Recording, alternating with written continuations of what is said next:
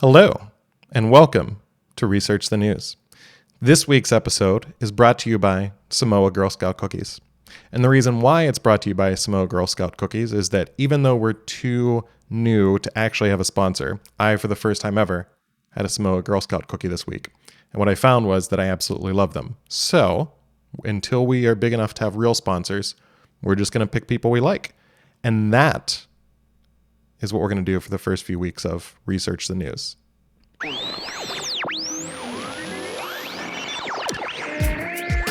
All right, Gretchen, are you there with us? Hey, how are you? How are you? I'm doing well. I heard about All right. Samoas, and I enjoy Yes. Thin Mints. What is your favorite? Now I'm not great with Girl Scout cookies. Again, it was my first time. But what is your favorite Girl Scout cookie? Thin Mints, 100%. All right. Thin Is that Mints. what is that? I don't really know what It's they a are. They're chocolate minty cookie covered in dark chocolate. How could I not like that? Mm-hmm. Sounds good. All right, I'll have to try them out sometime. All right. Okay, so we had some interesting things happen after our first episode last week. I had one that was special to me. Gretchen, do you want to tell everyone what we had happen to us last week? We had our first troll. Yes. It's exciting. So, I know, it was real exciting. And I'm actually We've made it, Ray. When you have trolls, you've made it. Unfortunately, though, actually, I think that's most of the internet at this point is just trolls. So True.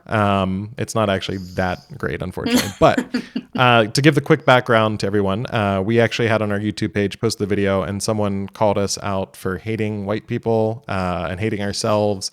And he called us like angry, self-hating progressives. And I nicely explained to him that 2 of the 3 people on the episode were not progressive, and the one person that was made no jokes about how she hates herself. No. And I like myself a lot, thanks. yeah. And then he said, actually, like, well, you were more nuanced than most regressives, but you still like replace your jokes and they're racist. And it was like, if you replace jokes with racist jokes, they're going to be racist. But I actually tried to use it as a teaching moment where I suggested that he come on the show and tell us where we were being, self-hating. And then he deleted the comment, which was pretty sad because we had a nice little dialogue back and forth, I thought. But oh well. Something else that happened, we actually finished up our researchthenews.org initial version of our Wikipedia page. So you can go there. Any of the articles we talk about on the show today will be posted there. So you can do some research of the news that we're talking about.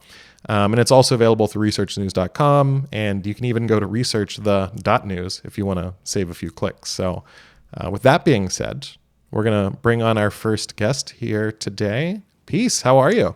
Hi, guys. Thanks for having me. I'm doing really well. Good. And you know what? We're so echo-free right now. It's amazing. For those who are watching the live stream, we're back now. We got the audio problems fixed. For anyone listening to the podcast, you missed 17 minutes of terrible footage. So lucky for you if you're listening to the day after and not one of our hardcore supporters, you missed all the fun. But and I actually, now that we already did one version of this, I feel like I was proud before because I told Peace that I wanted to introduce her, and I actually had most of the details right. Unfortunately, now it just looks like I've pre-planned this. But do you want me to do the intro again, or would you like to do your own intro this time, Peace? Sure. Why don't you go for it again? All right. So Peace was born in Pittsburgh. That's where I met her. Wrong. Already. Oh, see? Okay. You did it better the first time. Dang it. No. I'm so much better off the cuff than I am actually planning things. So you know what, Peace? I'm going to give it over to you. I'll take I want it. you to introduce I'll take yourself. it. Yeah. Thanks for having me. So although I wasn't born in Pittsburgh, I am from Pittsburgh. So raised in Pittsburgh, went to school in Pittsburgh, and that's how I know Ray. We both went to the University of Pittsburgh and kind of ran in some of the same circles. I was doing some music out there with some other musicians, and I think some of them were friends of Ray, and that way we were connected. And then now I live in Philadelphia. Ray's still in Pittsburgh, but I think just we've distantly kind of kept in touch and kept an eye on each other's social media pages and things like that. So by trade, by day, I'm a physical therapist. That's what I do for a living. And on the side, I do music part-time, and I also do a lot of community mobilization, I would call it. And just I have a community space that I run out of my house, and we do all sorts of fun things to bring people together. So And that's awesome. And I actually like that you changed it. In my initial one, I actually said that I stalked her on Facebook on her posts, which sounds much worse than we kept tabs on each other. Yeah. Distanced. So that was a much better way of putting it. So thank you for cleaning up, even though I just threw myself under the bus again. So Totally okay. so today we want to talk about cancel culture, virtue signaling, and what I'm going to do is we're going to start out. We're going to pull up there's a post that Peace made about a week and a half ago that I really resonated with, and Gretchen wasn't really a huge fan of. Apparently, I didn't know this until I wouldn't say that. yeah, well, I wouldn't say but that's what we pretty do far. here. Yeah. But what we do here in the show is we want to have different ideas, but we want to be able to talk to each other. Yeah. And so before we do that, we always want to talk about our biases. So basically, Peace had a post that you can actually check out on researchnews.org. If you go there, the link is available. I'm also going to just throw it up here so you can see what it's all about. She was frustrated, and I'm going to let her explain it better than I am. But basically, it was frustrated about some of the things that were happening with media and people attacking each other and not being able to talk openly. The thing that really stuck out to me was number 5, which says, "I'm sick of people no longer having honest conversations out of fear." And there's a list of 17 here. And so you can check that out on the page. But I think number 5, like I said, really resonated with me and something I wanted to talk about. So before we get into it, a game we play here, Peace, is What's Your Bias? Since you're the new person here, Gretchen and I will go first. What we want to do is, going into these conversations, we want to let our listeners know where we are biased, and if we agree, if we disagree, if there's anything we want to just point out, just to show that we all have biases, and they're okay to have them as long as you're aware of them and are okay with changing them once you get new, better information. So I'll start out by saying that I agreed with most of the post here, if not all of it. I'm very frustrated by the idea of cancel culture and the idea of people being shut down just for having different ideas. And I think we're going to define what cancel culture means before we get into the questions for each of us. But I'm biased in the sense of I'm pro peace. Oh, that I never. Yeah, so I'm on team peace here. So Good. Gretchen.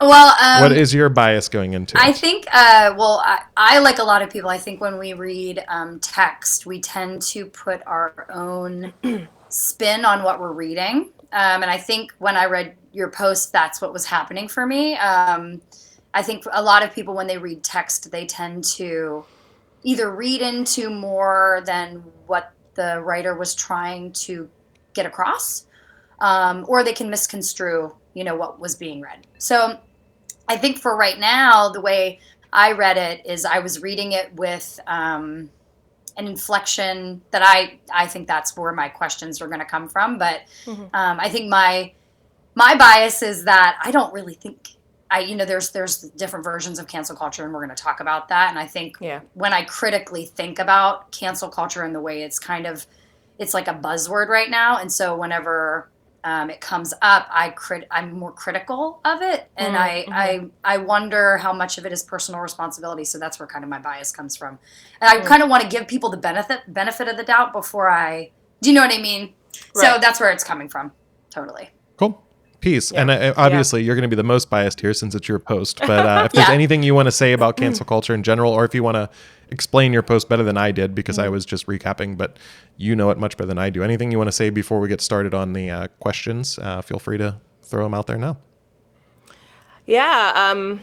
Generally speaking, I mean, everything that I kind of feel on this topic, I did kind of throw into that post, and I'm sure we'll dive into it. But certainly I think that it's been a growing frustration of mine just to see how the tone of my conversations with others has changed over the last year, specifically a year. Of course, it's been this way for a little longer than that. But when it really hit me, we do a series out of the Gathering Place, which is my organization, called Dinner and Discussion. We do those every month on Thursday nights. We have everyone bring a dish, and we sit down together and we talk about really heated topics. Everyone pulls a topic out of the hat, and they're so rich. Well, we did one in the height of the election season, and I mean, it was like, it flopped. Like no one was on, like no one felt safe enough to be honest. And I remember leaving that night so frustrated and so dissatisfied. Yeah. So that kind of goes into where all of my frustrations have come from. So yeah, and I think I think going into it, I think I'm obviously, that's why we restarted this podcast, was I'm very frustrated with not being able to talk, and in general, I think virtue signaling, which is also, they're kind of two things that are often interlinked. And so when I was looking up the definitions, like I like to do in the actual dictionary, I found a good what I think is a good definition of virtue signaling, but I also want to get our definitions of cancel culture, because I think that's different things to different people. So just quickly here, I'm going to go over what I read as virtue signaling for people who may not have heard that term before, or may not be familiar with it who's listening. I'm going to give my brief interpretation of what it is. And virtue signaling is, according to the dictionary, the action or practice of publicly expressing opinions or sentiments intended to demonstrate one's good character or the moral correctness of one's position on a particular issue. And I think the key to me in that definition is that it says one's good character or the moral correctness of their position. And I think one of the things I want to talk about is, where does that moral compass come from? Because if we have a culture that's canceling based off a moral compass, what is that moral compass? So we'll get into that later. That's one of my questions. Yeah. But basically, for a dumbed down version, and correct me if you think I'm wrong here, things like wearing a MAGA hat would fall into the lines of moral correctness of one's position. So you're saying, like, automatically you look at someone in a MAGA hat and you can kind of read into what they believe. Or on the flip side, someone who's posting, like during the Floyd things that happened this summer in BLM protests, they had that black square that people would post as their Facebook picture, and it was showing that you cared about Black lives. And if you didn't have that post, then it was kind of assumed in a lot of ways that you just didn't care about Black lives, or you saw no issues. And so it's kind of, here's what I believe in, here's what I stand for. I'm going to make it very public so everyone can see how good of a person I am. And it doesn't fall into one spectrum. It can be liberal, conservative, moderate, all kinds of different things. So any additions to that, subtractions? You want to tell me I'm totally wrong? Feel free to do that as well. Yeah, I think you nailed it. Yeah, that's exactly how I see it. I would go even further, though, because it's more, there are different levels of it. I think that's kind of the part that I'm having a problem with it is it's a buzzword right now. So people are saying virtue signaling is this bad thing, but it's something we do constantly. Like, we do it constantly. Like, we do it subconsciously, too. So it's like you are going to change the way you talk to somebody and say things differently, and even bring up different things to different people. So we were talking about Ray and I were actually talking about this. And when we were talking about, like, why do we do it? And we're pack animals. We want to be part of something that's bigger than ourselves. So I think we virtue signal to be accepted. And so whenever we look at, like, why people are doing it, I think that's where the gray area is. Yeah, and you don't really know someone's intention. So it's easy to loop everyone into the same category. So, yeah. Right. Yeah. Well, Peace, and I think why don't you give us your definition of the cancel culture, and then just kind of jump in, because one of the things you just said that I'll throw in there that I don't know, actually, I was going to Google this term, but as I was thinking about it today, I thought of virtue projecting should also be a term, because I think it's not just signaling. So if someone, for example, is wearing a MAGA hat, you also project onto that person what your belief system is. So it's not, it goes two ways, where if you're signaling, hey, look, I'm wearing a MAGA hat, people are assuming different things. Whether if it's someone who agrees, they're like, yeah, it's a patriot and they love America. And if it's someone who's liberal, they're tending to think, well, that's a racist and they hate anyone that doesn't look like them. And so there's all this projecting that happens that I don't know if that's actually a term. If not, I think it should be, but it's something that we do. So right. Yeah. When you say virtue projecting, are you're talking more about your interpretation of what someone's doing? So it's more of like, it's virtue signaling might be active, whereas virtue projection might be, I guess, more passive or internal. Is that kind of what you're saying? I mean, you're giving a better definition than I am. So yeah, that's this is still an unformed thought for me. It's just something that kind of came up. So I think what you're saying is right on. So if you see that, you may not yell at that person, or you may not, but you automatically assume a lot of things. Yeah. And I think that's initially started out pretty small. Like, I mean, there's big things if you're wearing a MAGA hat, for example, that's a big thing. But then it kind of reached out into, well, who did you vote for? And what are you listening to? And what TV shows you watch? And it's like, if you watch a certain show, you might be considered someone who is liberal or conservative based on if someone watches Sean Hannity or Rachel Maddow, you probably think, oh, well, that person is, conservative, liberal based on that. Right. But could be someone who just wants to be informed. But you are putting your projections on that person, whether you say it or not, and saying, all right, well, this person is flaming liberal or a racist conservative or whatever words you want to use. And just to be clear to our listeners, I am not saying that that's everyone. That's not my terms for it. I'm saying what typically is projected upon it. So is that part of your frustrations you had when you went to this post that you put out there? And what are some of your frustrations with virtue signaling, cancel culture in general, and maybe what a definition is for you? Yeah, I don't have as much of a problem with formulating opinions about other people, because the thing is, as much as it's a nasty thing to do, we all do it. And I think that's a part of human nature, is that we all have our preconceived notions, we all have our stereotypes, our judgments. And part of being a responsible human is knowing when to keep those internal and not actually allow those to then influence how you then treat that person that you have those judgments against, and also allowing yourself time to be proven wrong. But that's a lost art now. So we're a very reactive society where now we make those judgments, and then without even giving that person an opportunity to explain or justify or whatever where they stand, we then enact a response. And that's where we've gone wrong. But yeah, so for me, virtue signaling, or is it cancel culture you wanted me to define more? Yeah, define, because I think we kind of talked about virtue signaling, and now just kind of what your definition of cancel culture is, because I think that means different things to different people. Some people don't think it exists. Some people think it's overbearing. Right. Yeah. For me, cancel culture is enacting a punishment on somebody who's committed something that you would deem a crime or a wrong, but the punishment is devoid of the opportunity for redemption. So almost like a capital punishment, death, a cultural death. And I think that removing the opportunity for someone to redeem themselves is like one of the worst sins you can do. Like if you're telling someone you are beyond help. There is nothing more. We have no use for you. You're stripping someone of their humanity, I think. So that's what I think that cancel culture is. That's why I think it's so dangerous. Yeah. I was just going to add to that. I think that's the without redemption part. That's the tough thing, because we do it in the court of public opinion, and oftentimes we don't have all the facts. And when I say we, just society in general. And then the problem is, even if other facts come out, people are already set in their ways, and it's like, well, no, but that person's clearly a terrible person, even if it may not be true. And I will just say on a side note, I am so glad we didn't have like Facebook and Snapchat when I was like 20 years old, because like, oh my gosh. First of all, I would have failed out of college. I would just fail. Right, I'm telling you, I don't know how they do it. I don't know.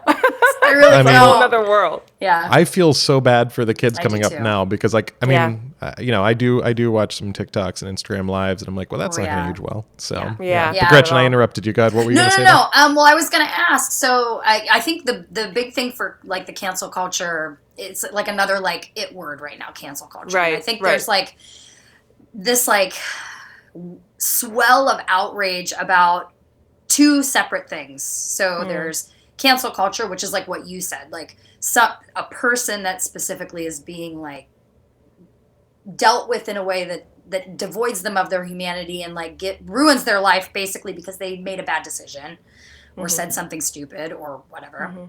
But then cancel culture is also being used in more corporate senses. So like Mr. Potato Head and Dr. Seuss and that kind of stuff. Do you feel that those are two separate issues, and or do you feel that they are both cancel culture, just in different ways, I guess is my question.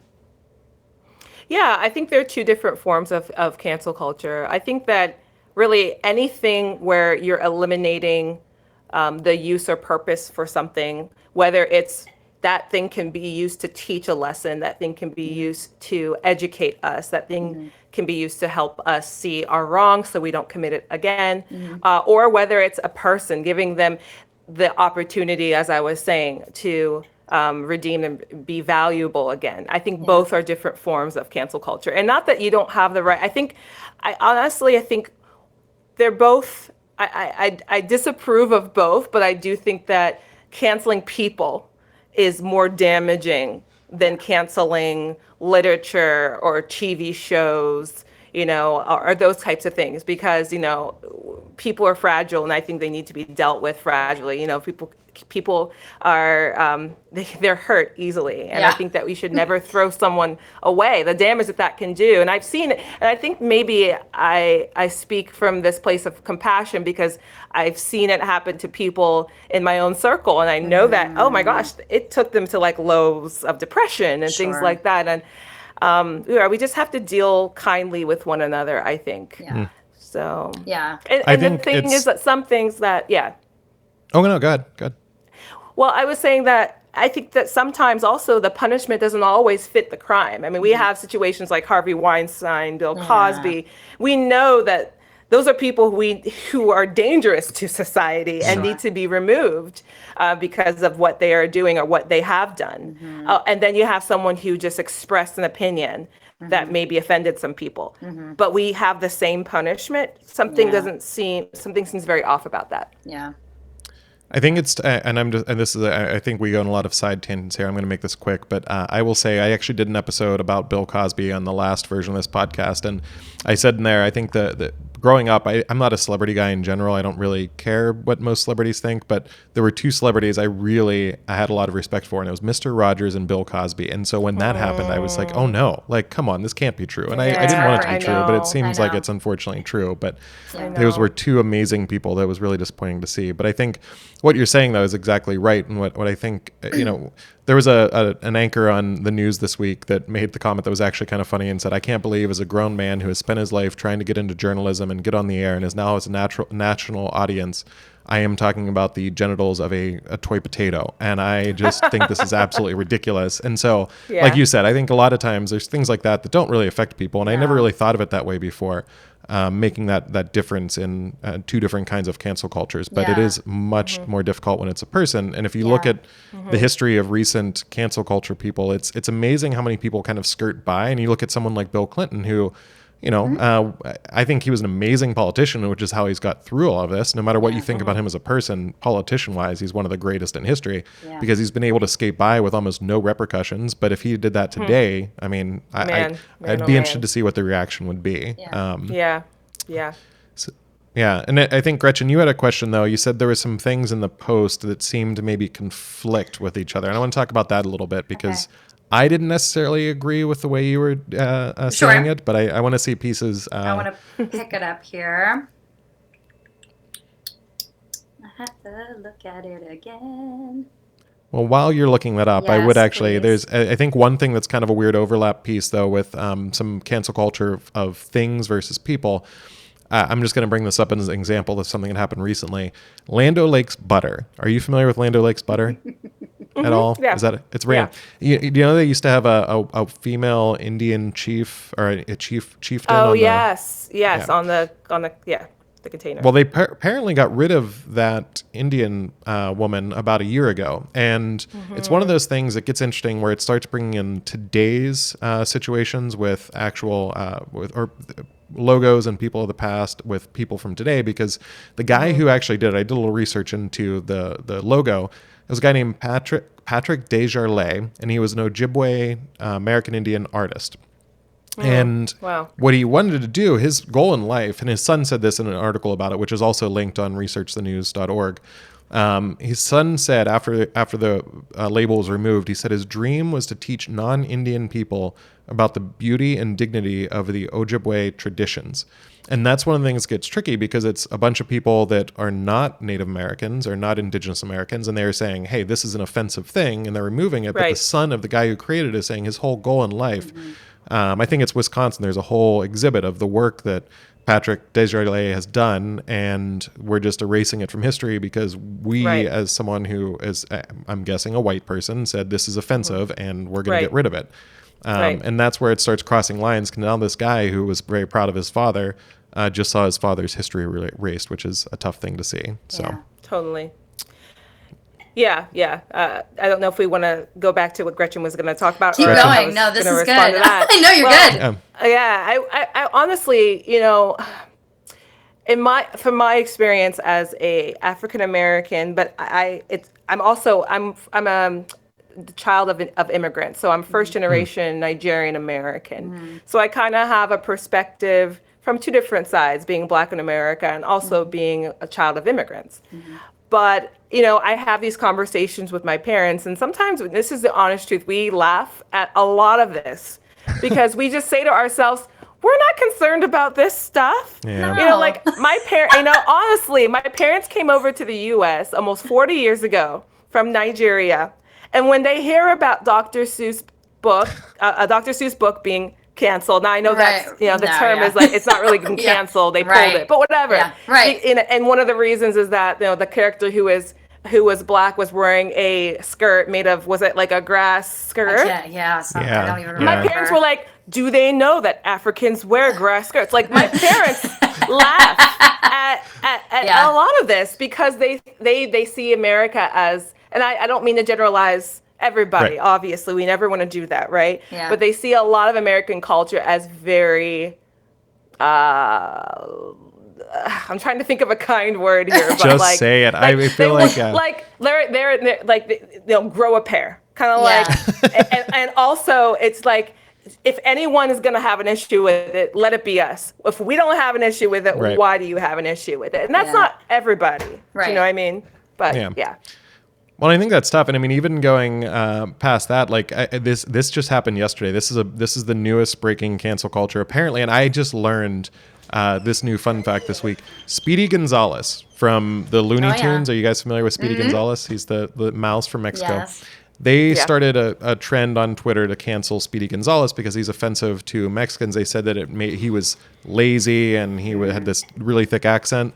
And I didn't realize how big of an icon Speedy Gonzalez is in Mexican culture. And so they were like, no, he's basically outsmarting these other people. And he ran so fast. How could he be lazy? He wasn't lazy. Yeah. But apparently in general, that's the theory. And so basically people were like, no, if you come after Speedy, we're coming after you. It was a big thing on Twitter yesterday, but it's the thing where you have to go back to, it's a bunch of people that are interpreting for other people what's wrong. And I think that goes back to the question of where does this morality come from and who is the arbiter of, well, okay, Speedy Gonzalez is offensive. Is it people who are actually Mexican or is it people who see that as a bad caricature? And also, at what level does it become something that is cancelable? And I think when you look at things like the Washington football team, that also, there's a guy named Walter Wetzel, who's a former Blackfeet tribal chairman and past president of the National Congress of American Indians, who designed the logo for the Redskins. It was supposed to honor the culture. And at one point, there was a survey that like 86 or 80% of Native Americans weren't offended at all by the logo, but a bunch of other people were, and they said that's offensive, get rid of it. But it's one of those things to me, and this is probably a bigger issue, and we probably want to get to some questions after this that I have here. But one of the things that it reminds me of, it's like we now have the Washington football team. So the Redskins name is erased. We don't hear it anymore. If you say it, you're considered racist. But we still have terrible conditions and reservations in America. It's like, it reminds me of when George Bush was in front of that mission accomplished sign during the Iraq war on that aircraft carrier, like 2 years into the war. And it was basically saying, we're done. We already fixed this. And here we are 20 years later and we're still there. It's like, okay, we're going to solve the problem of this racist logo, which if it is racist and it's offensive, okay, let's get rid of it. But when it comes down to it, we still have these actual real problems in American Indian culture, and we don't really talk about them. It's not a forefront issue. We don't talk about that terrible, the level of alcoholism, the lack of proper schooling, what happened at the Trail of Tears, all these bad things, but we solved the logo problem. So, well, I think it can be like, we talk all about small victories. You know what I mean? Like, it's a small step, but it's a step. I mean, even though some people might not have been, I understand what you're saying though about like, why don't we talk to the people who are actually affected by it? But when you're looking at a sports team, Dr. Seuss Enterprises, Mr. Potato Head, and whoever makes Mr. Potato Head, those are free market companies that are making decisions for their companies based on their bottom line and based on public opinion. So what they do is what they want to do. If they don't want to change their product, they're not going to. And Dr. Seuss books have jumped. They have skyrocketed in price. People have been buying them like crazy. So it's like, that might have been who knows? It might have been a calculated, decision on their mark because they knew, You know, I don't. Who knows, right? I'm Yeah. not trying to make an accusation, but you know, it's like you think like there could be totally more reasons for why people make the decisions that they do. Like there's some virtue signaling, you know.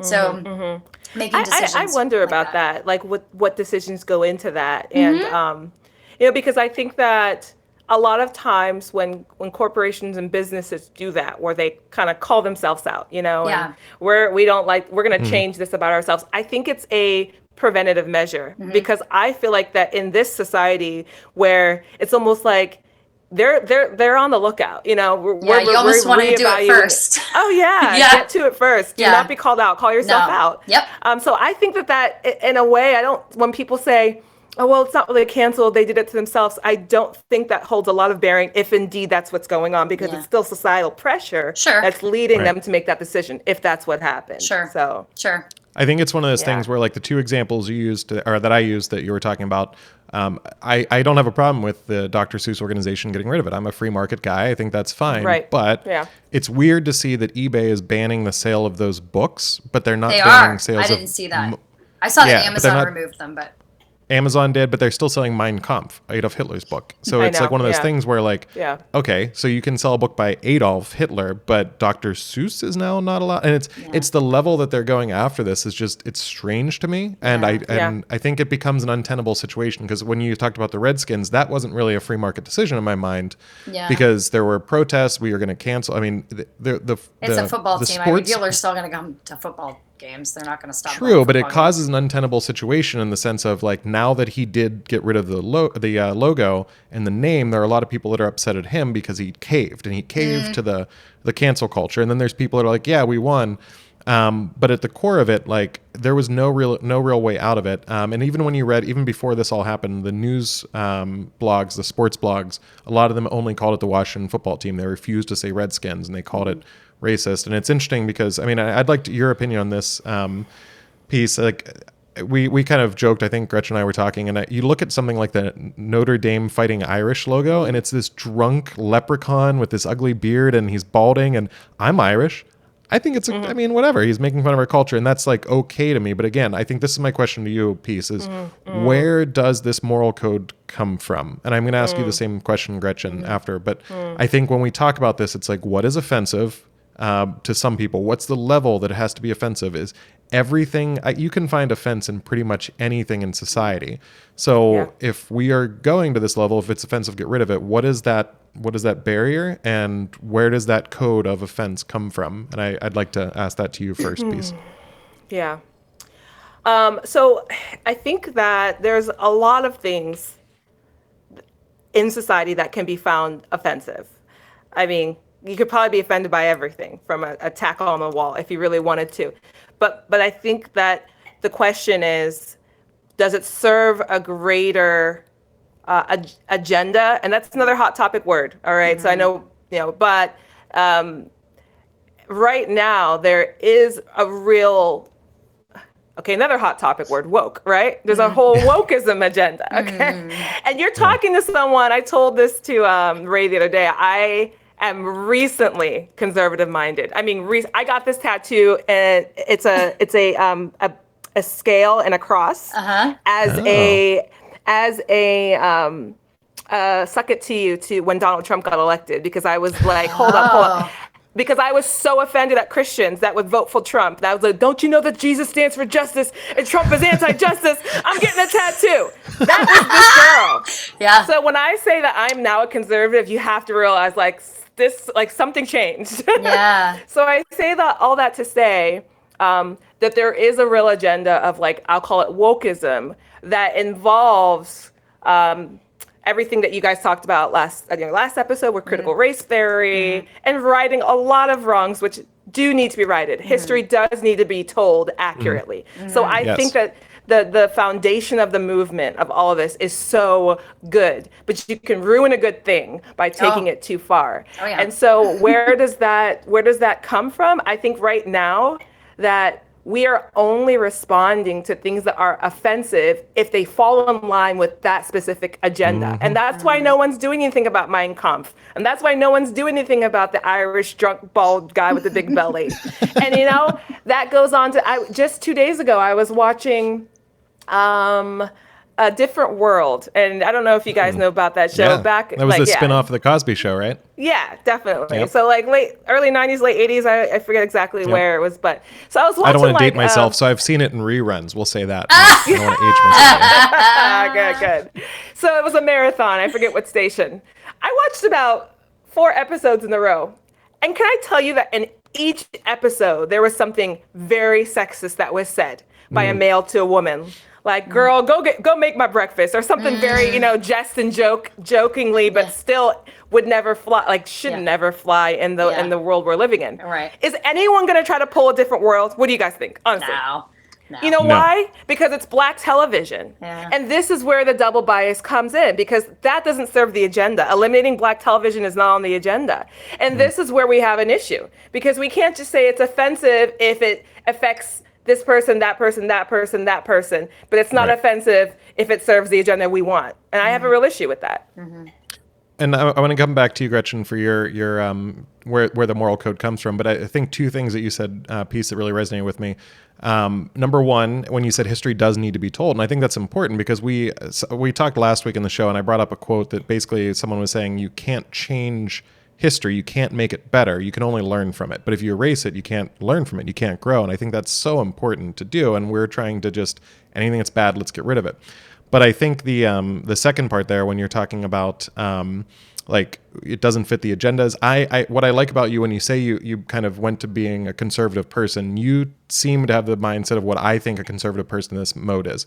I don't want anything canceled. I hate Nazism. I hate the idea that people could think that white race is supreme to the black race. There's a lot of things out there now that black race is superior. There's all these things where we're superior because of our race only, and there's so many things I don't like, and I hate hearing. But I think we should be fighting to be able to hear it, because again, where that moral code comes from right now, it may be okay to talk like this, but in the future, if we kind of caved the idea that you have to only go with what's socially acceptable, and you have to start limiting what you say to meet those standards, that becomes a standard that can adjust to and from. And I think that's the problem I have even with conservatives, that they come back and say, well, let's go cancel this person. And it's like, oh, here, we're going to show you, we'll do the same thing to someone from your end. And it's like, with Andrew Cuomo, for instance, he has some serious sexual allegations against him. I think they should be investigated. And if they're true, he should be either tried civilly or tried from a legal perspective, from a criminal instance. But at the core of it, what I hope for him is that he has a fair trial, just like I hope for anybody, because I think that's the thing. And there's so many people that I've seen say, all right, well, go get him because that's what happened to Brett Kavanaugh. And it's like, well, great. Like, you complained about it then. You should be complaining about it now if that happens. And that's the issue I have with, if we just kind of step aside and say, we're going to go attack that other side. So, Gretchen, do you think that is where does that moral code come from? So when you think something is offensive, where does that come from for you? Like, are you bringing that from what society is saying, what you know from talking to people? Kind of where do you say, all right, I'm going to get frustrated. Sorry, that seems very patronizing. I'm going to rephrase that, and I apologize. What I'm saying is, if you see something you're offended by, what is it typically that makes you offended by that thing? That's probably the way of saying it. I feel like, okay, there's multiple places that it's coming from. I think it's more of a gut. It's a feeling of uneasiness.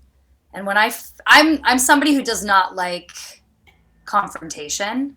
So when I feel confrontation coming on, I can shut down. And whenever I see things that have to do with race or gender or someone being mistreated or someone being misrepresented, that uneasiness comes in to me. And I think it's my empathy, quite honestly. I think we were talking about this last episode. I have like a really high empathy. Thanks, Mom, a lot. But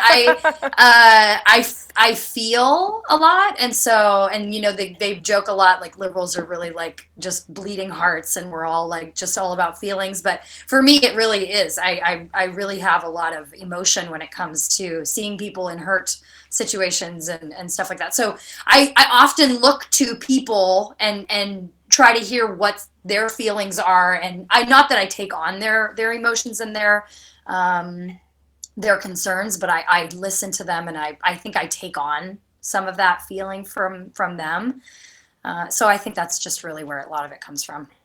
So with that being said, that's the problem that I have oftentimes with going based off of feelings. Because when you're going based off of feelings, if one person is, and that's what I've heard even about like the situation with the Redskins, if one person is offended, then that's too much. Yeah. And to me, that's not really a great way to think about it, because if one person was offended by anything and we had to cancel it, everything is canceled. This would be a very boring society. Yeah, I think so, a lot. Well, my question to you would be like, what level is it? And we hadn't talked about this before, but like, what is so the gut feeling that wouldn't help me if I'm looking at like, okay, this is something that's happening because, 20% of the people, 50%, doesn't have to be a number, but what level does it get to the point where you're like, I'm uncomfortable enough to say Dr. Seuss should be gone, or the Redskins should be gone, whatever it may be, or this person who did something should be gone. What makes that switch to you where you're uncomfortable with it and you just feel for that person versus I want to get rid of that?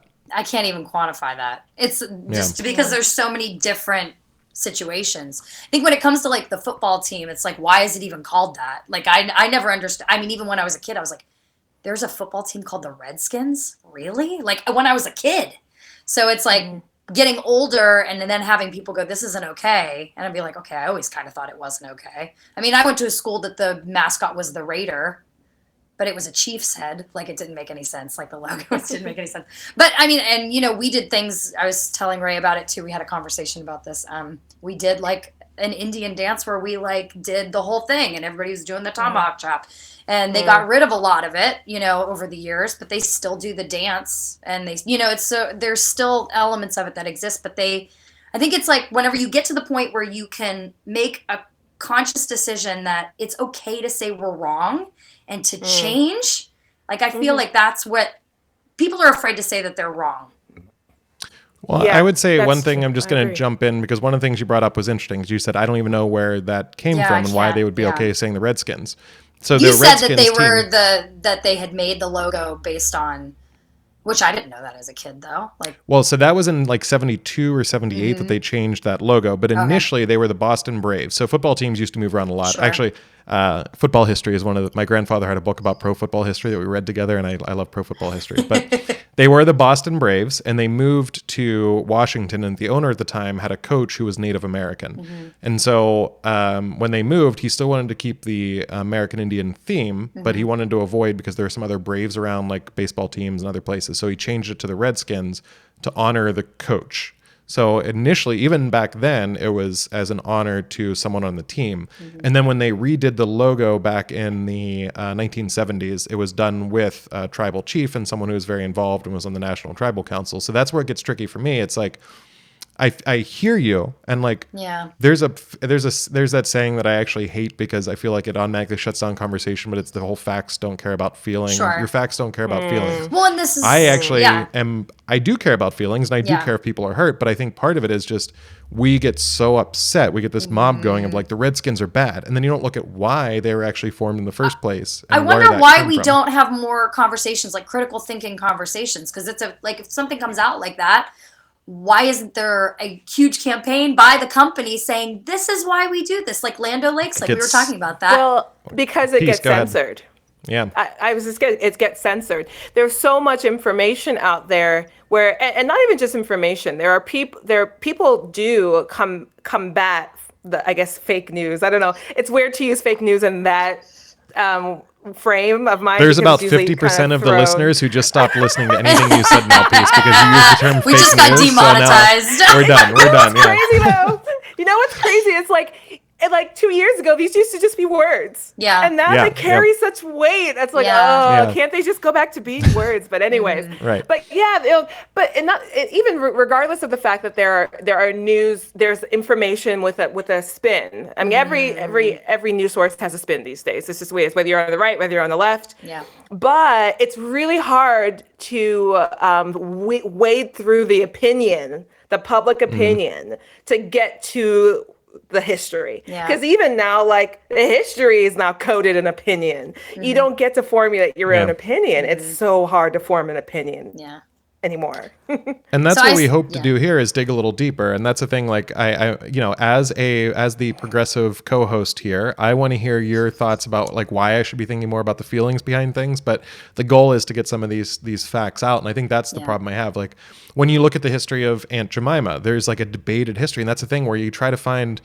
I've heard stories that she was a former slave who was at a national fair promoting pancakes, and then became like the first Aunt Jemima character was set for life, and she had really enjoyed the role. And there's some interesting things that you can kind of pull from that. And then I've also heard that's not true, and she died penniless. And it's like I just want to know the truth. And at the very core of it, I think It's that hard. like I think that's one of those things. We're going back to what you said though, where you talk about feeling uncomfortable.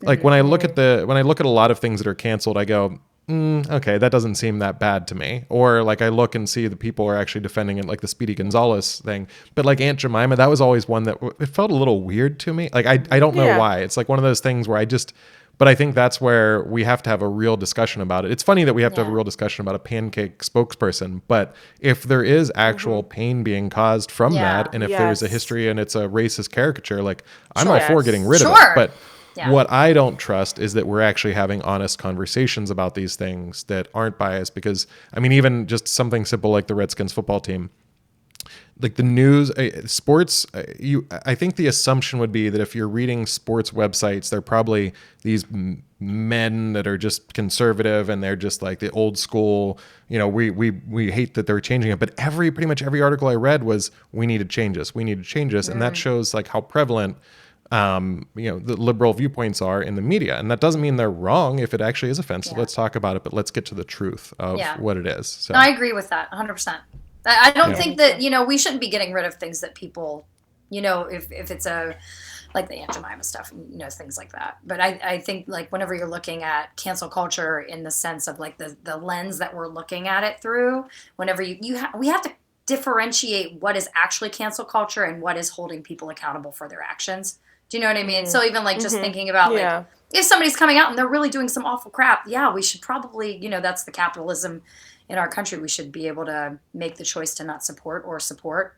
But even then, it's like going back to Dr. Seuss, like they're making a lot of money right now. So it's like they're taking the chance and it's paying off, Yeah. And I think I think they made a calculated choice, and their bottom line is not so bottom anymore. Yeah. Well, I think that's, go ahead, Peace.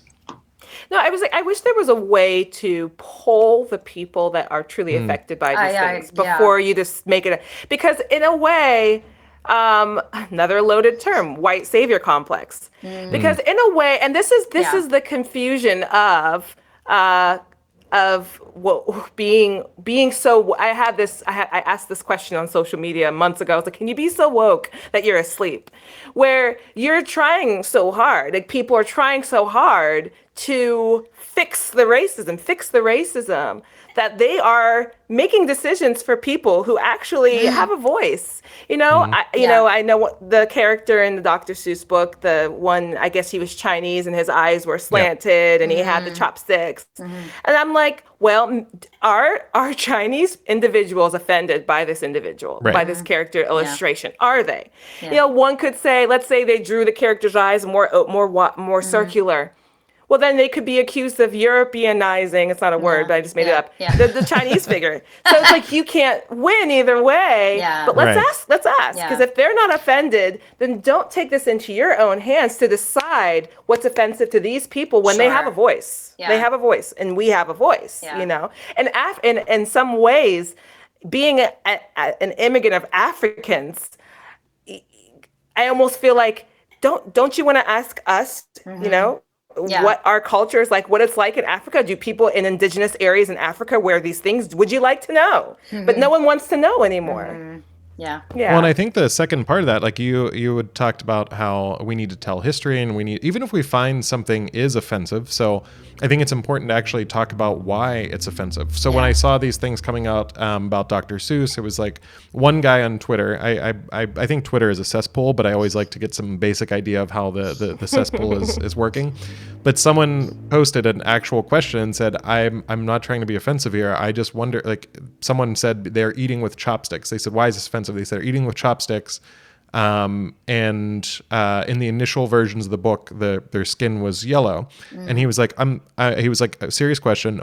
Don't they eat with chopsticks? Like, is that not a thing? And they were like, well, if you're too racist, and it just became this whole thing of like him asking a question became a racist thing. And if you just say to someone, I think that's really important. Like, I think there are a lot of people that if you explained why, if someone who is Native American, not someone who has a white savior complex like you talked about, comes in and says, hey, this is why it's offensive to us, let's talk about it. I think that's a great conversation to have, and you can have some dialogue about it. But it's now just, okay, you're canceled and you're wrong, or you're a fascist. Yesterday, this was another situation that came up talking about canceling people. One of the guys in Mumford & Sons, the band, posted a tweet about Andy Ngo's book, who, if you're not familiar with him, he's does a lot of research on Antifa, what's happening in Portland, and people towards the left hate him, people towards the right like him. But someone wrote like, that's it. Like, no one, I'm not buying his music anymore. I'm not going to talk to him.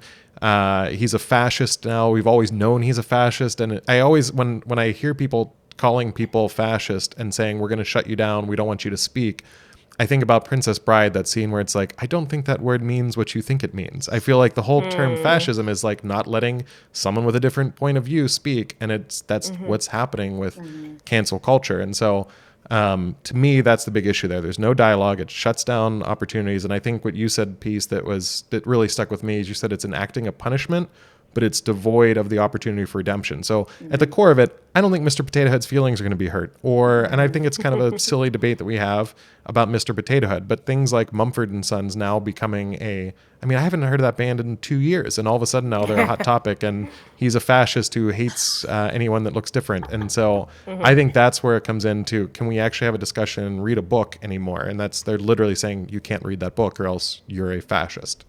So I think with that being said, Gretchen, I think, like, should we cancel, even if we do think something's bad? So we may have to cancel certain logos if everyone comes to agreement that it should be, or it just makes people feel uncomfortable. But things like books that are offensive, even Dr. Seuss, should we cancel things so people avoid the discomfort, or should we keep them and learn from them? I think from your perspective, where do you fall on that spectrum?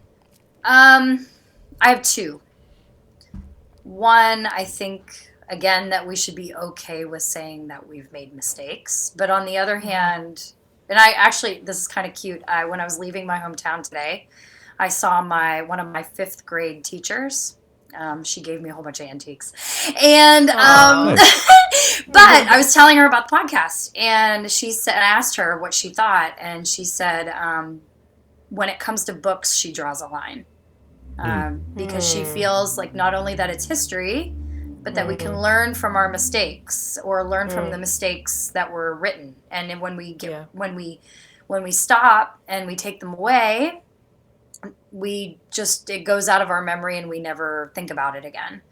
And I believe both. I think it's okay to say, you know what, maybe we just don't want to have this book around anymore. I think that's okay. But I think it's okay to say, yeah, we want to have this book around and learn from it. And I think it's a per book basis. I think that it's like, Mein Kampf, it's a history book to understand what in the world was going on in his head, right? For Dr. Seuss, it's a little kid's book, so for Dr. Seuss, the company making that decision, I'm okay with a little kid not seeing a stereotype of an Asian person running a zoo. You know what I mean? Like, I think I just think it's a per issue basis. Now, so that takes the opportunity, though, and I think this is something I want to ask you about, Peace. So that is saying that we as a government or whatever body, that's the thing that I have an issue with all this, is like, we have now. Yeah, but even if you're not doing it from a governmental perspective, even if you say like you have this culture that's built, whether we want to call it cancel culture, if there's this giant machine that's working against Dr. Seuss, is it up to the hands of the publisher? Should we even make the publisher stop selling it, or should we just allow parents to decide, like, is this something I want my kids to read? And I think that question goes to you, Peace. Where do you draw the line on whether it's governmental oversight or the mob mentality? I don't want to say mob mentality. That's very leading. The crowd mentality of canceling versus like allowing individuals to say, hey, I want my kids to read this. Because I think at the core of it, I think that's where it gets a little tricky, because like Peace is saying that she doesn't really find that offensive. So why should we say you as a black woman aren't allowed to show this, and an immigrant from Africa aren't allowed to show this book to your kids because it is a bad caricature of Africans, but I'm a white person saying that. It just seems weird to me. So peace, again, that's a loaded question, but you can take that from whatever angle you want. Totally. And I would say, though, on top of, to add to that, context is helpful too. Yeah. So I think that sometimes we don't always have to jump to the extreme of canceling. We can just give context. Hey, not everybody in Africa dresses like this. A lot of people do. When you're in the village, you're going to see it. When you're in the big cities, you won't, but that's just like simple context could fix a lot of this stuff, Yeah. But honestly, I think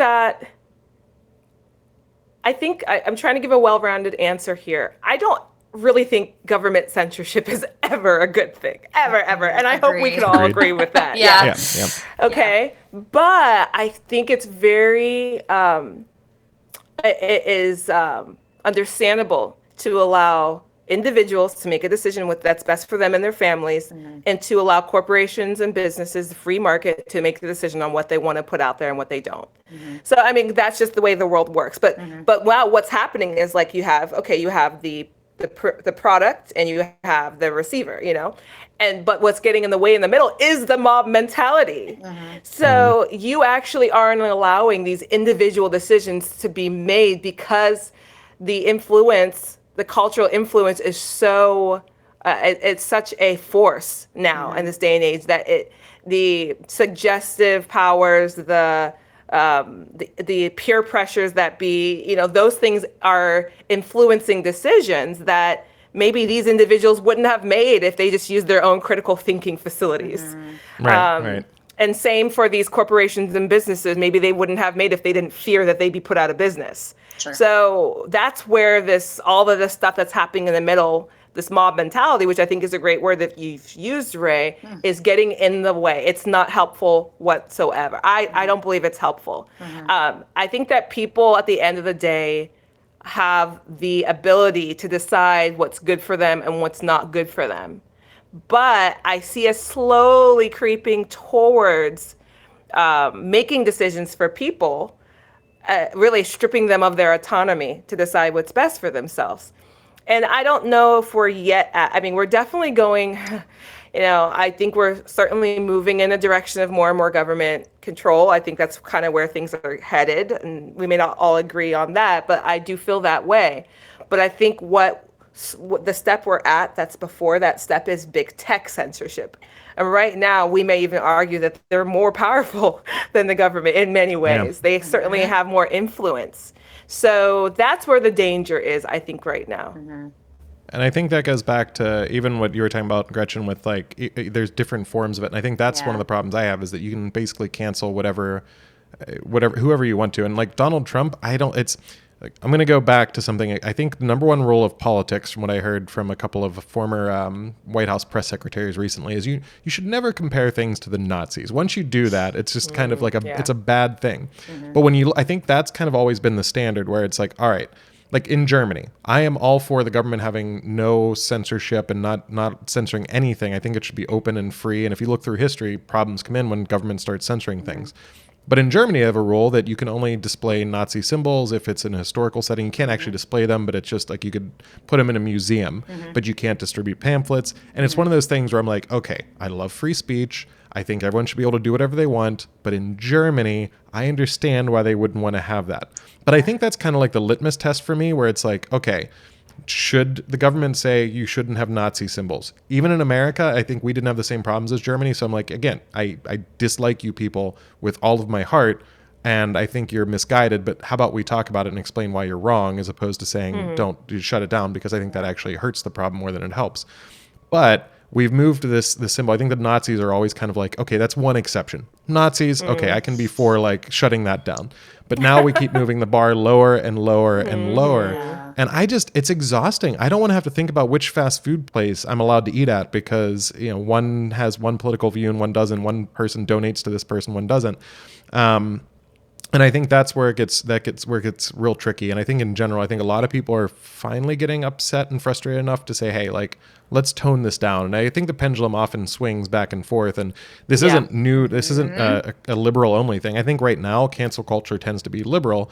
But when you look at the initial cancel culture in America, it was during like the whole time of communism, and it was the McCarthy hearings, and it was anyone who, you could just say someone was a communist and that person would be canceled. There was blacklists in Hollywood. But when you look at history and you see what happened in that time period, the same things are happening now. The only problem is you also have big tech, like you talked about, that can back up any of those things that are happening, where then you still had conversations, you still talk to your neighbors, and now it's like, okay, well, you're off Twitter because you said something that is offensive. And that's where we start running into problems. So I don't know. I think that we should censor nothing if possible and just let people decide, because I think this is all like, I think this is oftentimes bleak, and people get, if you read that cesspool of Twitter, you just get very discouraged. I know I do.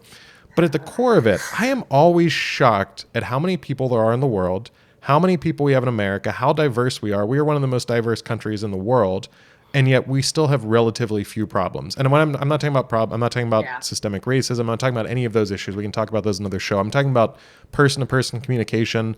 Everyone's going to have terrible people that do terrible things, but the fact that we have 360 million people in this country, and we don't every day have some kind of giant bombing, is actually shocking to me. That we have people that are generally can self-discipline, and I'm all for letting those people navigate ourselves and trying to get government out as much as possible.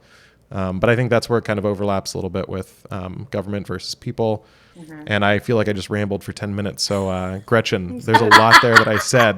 Did anything stick out that you thought, oh, I agree with that, or I hate that? Well, yeah, I mean, I think now we're living in this digital age where everybody can post exactly what they're thinking, and there's little repercussion. There was little repercussion for a really long time, and people were putting some pretty heinous stuff on the internet. And I think it's caught up with people.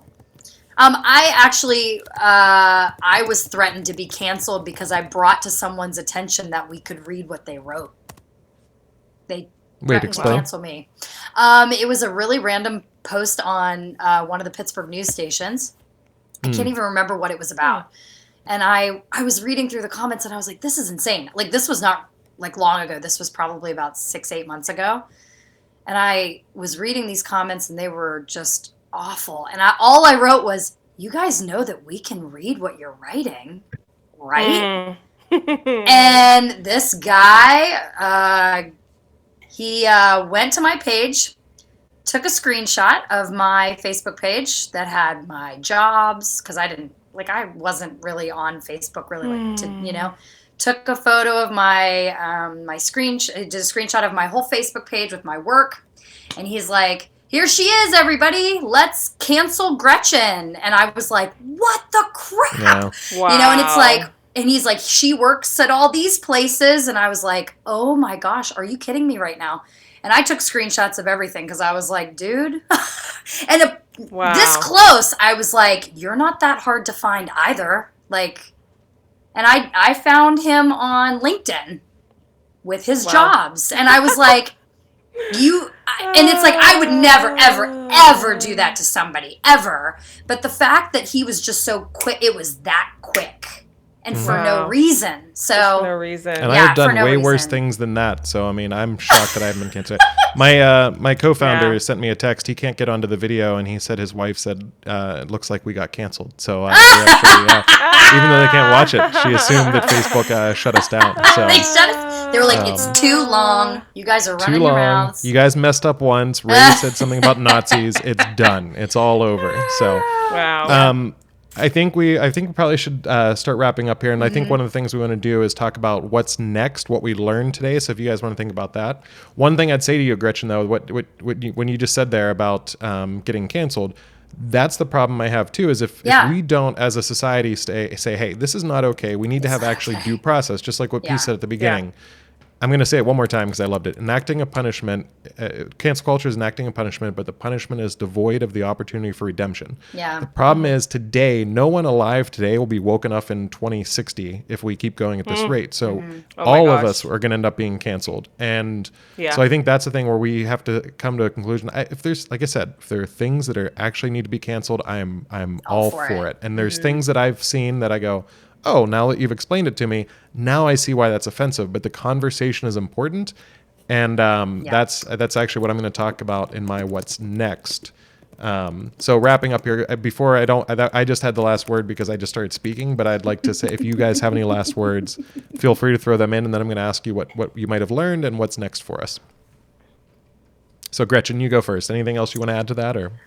No, I think you pretty much summed it up. I feel like, in a lot of these conversations, we all want the same outcome. It's just how to get there. I think for me, my what's next is I want to, I said this actually last week too, which is kind of weird that I'm saying it again, but I want to utilize more people in my circle to gain insight into things that I don't know about.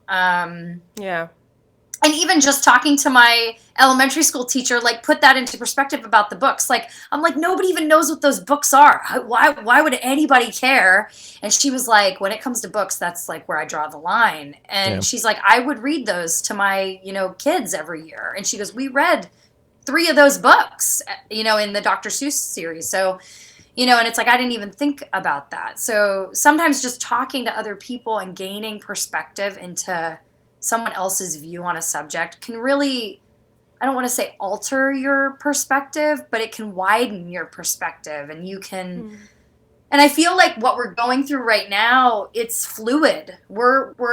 We should be okay to meander down this little river that we're on, because it's going to keep changing, and we're going to keep evolving, and new problems are going to pop up and things are going to resolve, but we all have to remember that we're all part of a bigger thing, and we have to care about each other. And oh my gosh, I'm so corny. And you know what I mean? I'm glad you said it, and I didn't have to love each other. But I do really feel that. I feel like when we stop caring about the person that's on the other side of that screen, it's the dehumanization of the person in the text. So we end up putting our own thoughts in. Like I was going to say about your stuff, like I was putting myself in, and what I was getting from it, and taking you out of the mix, So it's like, I have no idea where she's coming from, so I'm putting my own thought, right? So that was the problem. And so when we don't know people and we're reading it, we tend to, it just becomes convoluted, and we get lost. So I think it's important that when you can see people face to face, because the things that she was saying about you behind your back piece, it was so offensive. You have to understand, he gives me crap all the time. He was calling me Antifa all last week. I was, yeah. Well, you are wearing black, I think, right? So. Well, we both are, so I guess we're both Antifa. I do have the side of my head shaved. So. Yeah. You I'm all kind of anarch. Yeah. But I think at the core of it, like, I am obviously joking for people who don't pick up on the sarcasm from listening. But I think it's one of those things that's very hard, even if you are frustrated by someone, when you see them face to face. And that's a whole nother episode we can talk about with social media and how it rots the brains. But it really does. Oh my gosh. We'll do that later. Peace, anything you'd like to say to wrap up? No, I mean, you said it all, Gretchen. I think that's the problem. We just have to remember that, there's humanity behind every post, every tweet, whatever, every Instagram, whatever. Instagram seems to be the safest place to be, though, right about now. I love it. It's the only place I live. Oh, Facebook only gets action because of my Instagram account. Yeah, seriously. Oh my gosh. I agree. Yeah, but I mean, and that's unfortunately like the most heartbreaking thing about what we've been going through the last year and a couple months, or a year and a month or so, is that we haven't had the opportunity to see each other face to face. And oh man, it's like, and this is everybody, I'm sure, to an extent is guilty of this, but when you are not seeing someone face to face and you're interacting with them behind a screen, the things that you are able to say that you would never say to someone's face. You would never say. No. Are sometimes appalling. And so I think that as we get, I honestly, this is probably one of the most hopeful thoughts I've had in a while, because I haven't had a lot of really hopeful thoughts about where we are as a nation. But I think that as we get back to being able to see and interact with people, I do hope that some of this will begin to even itself out. We'll see more pacifying of the situation. But just remembering the humanity within each other, I think is where we go from here. And we just keep that at the forefront of our minds. And we realize that we're not as different or on the opposite ends of the spectrum as we think. I feel like it's a facade. I want to tell people, like, don't believe the hype. No. Don't believe the hype. And then you could have a whole nother podcast on media and their role in all of this. Yeah. But, I just media think, and politicians. Politicians and media are just, my gosh, terrible. They are literally writing the narrative as we sit back and just digest it. Yep. Oh my gosh. I wrote, well, that's another situation. But anyways, we're just eating it up and we're like, yeah, they're right. They're right. And before you know it, you've formed a whole new worldview, so we just have to be really careful about what we ingest, what we watch, what we listen to.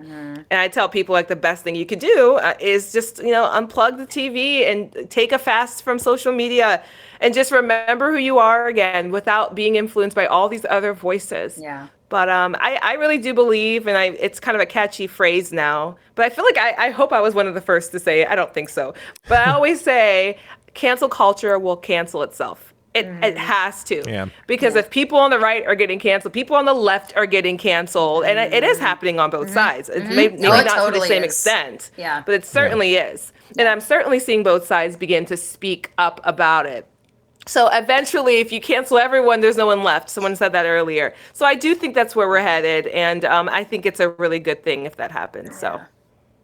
Well, I think you summed up the what's next question great. So I think what I'll ask you to what you may have learned today from each other, probably not me, but anything you guys learned, and then I'm going to finish up with just what my next step is and what I learned from you guys. So Gretchen, you want to start out with something you learned today on this podcast? That's not a good start when you say I feel like there should be like 12 caught me off things. guard. I was kind of like, I told you from the beginning. You're my co-host. You know this is coming. I'm always like, my brain's going 30,000 miles a minute. I'm going to come back to just listening and opening my mind. And I feel like more people need to do it. Even just like, I was talking to my mom actually this morning about everything like this. And my mom's very conservative too. And it was wild listening to her like converse with me for the first time where she didn't get upset. Sorry, Mom. Sometimes she gets upset when we talk about politics. Yeah. It just happens. And this was the first time where she was like, I just, just want everybody just to be happy. And why does everybody have to be so unhappy with everything? I was like, yeah, Mommy, yeah. But I think that's what most people want. They have different ways of getting to happiness, but the end goal is still, I want everyone to be happy. The same. I want everybody just to be happy. Yeah. I don't want anybody to hurt. Yeah. Yeah. Peace, what's something you learned today? You know what? I learned, this is kind of an introspective moment, but that things are more hopeful than I think they are sometimes. Yeah. And we're going through this roller coaster, right? Because I have like super hopeful days when I'm just like, it's going to be okay. And other days when I'm like, we're going to hell.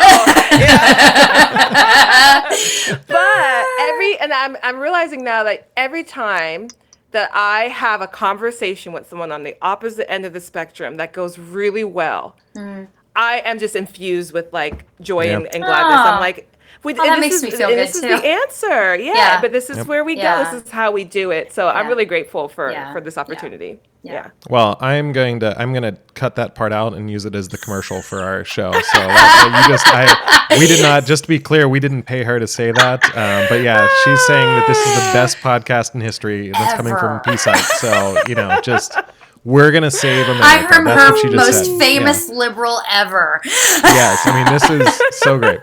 So what I learned, actually, it was from you, Gretchen, because no offense to you, Peace, we just agreed on most things. But I think, Gretchen, I think there's something that I often overlook, and maybe this is the same case now for the formerly liberal, now conservative Peace, that I often dismiss the feel test. And when you talk about, I think that's something I overlook, where it's like, if it doesn't seem like it should bother someone, oftentimes I'm kind of like, well, why are we even talking about this? But I feel like I need to get better at being addressing my feelings more. And that's something I want to focus on. Yeah. And I think in general too, I talked about virtue projecting, but I often do that, not even to the sense I love talking with people who disagree with me. I love it. Like I thrive on it. But there are some times where I won't talk to someone because I think, not because they have a different viewpoint, but I think they're going to be someone that won't be open to having a conversation. Yeah. So it's not that they have a different viewpoint. It's that they wouldn't want to talk about their viewpoint in a way that's reasonable.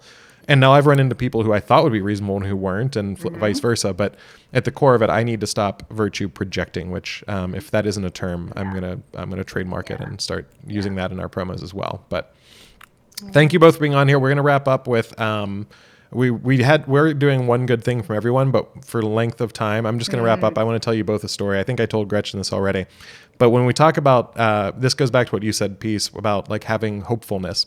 My best friend's 5-year-old son loves playing the video game Fortnite, and he's been getting myself, his dad, his older brother, his uncle, we've all been playing Fortnite with him several times a week. He wants to play every night, but we can only fit some in. He's 5 years old, sweet little kid, and in this game, you have a team and you're trying to get rid of the other team. And if you're not familiar with the game, there's this thing called the storm. And so as people exit the game when they're knocked off, the storm gets smaller and smaller because they want to keep the less amount of people in an enclosed space. So if you get stuck in the storm, your life starts dropping.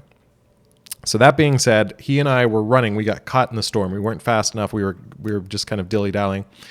And I was ahead of him, and he was behind me. And he had a little bit more life than me.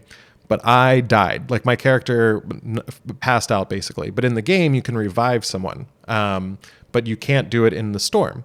And so I told Johnny, I was like, I said, go forward, run. I said, don't stop for me. And he was like, no, Uncle Ray, I'm saving you. And I was like, no. And it was one of the most emotional moments. I felt like I was in like an old war movie, but I was like, no. He was like, I'm carrying you. And he picks me up and he starts trying to run with me to get me out of that storm. No. And we ended up both dying. Mm-hmm. But my heart was filled because it was in like the emotion that happened in a video game, which normally it's just like, all right, let's play and have some fun.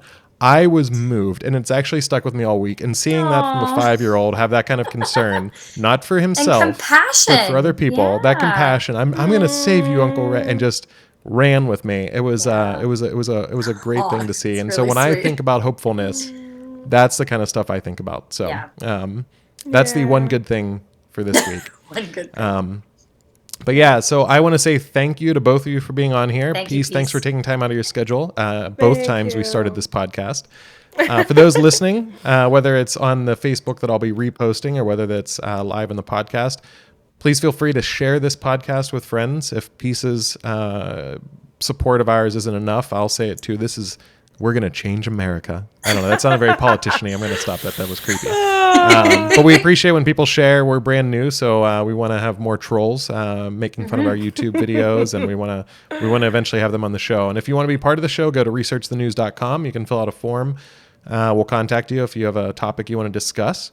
And other than that, I want to just say thanks again for being on here, and we're going to wrap up for the week. So, Gretchen, Peace. We'll talk to you soon. Bye. Bye. And that is Research the News.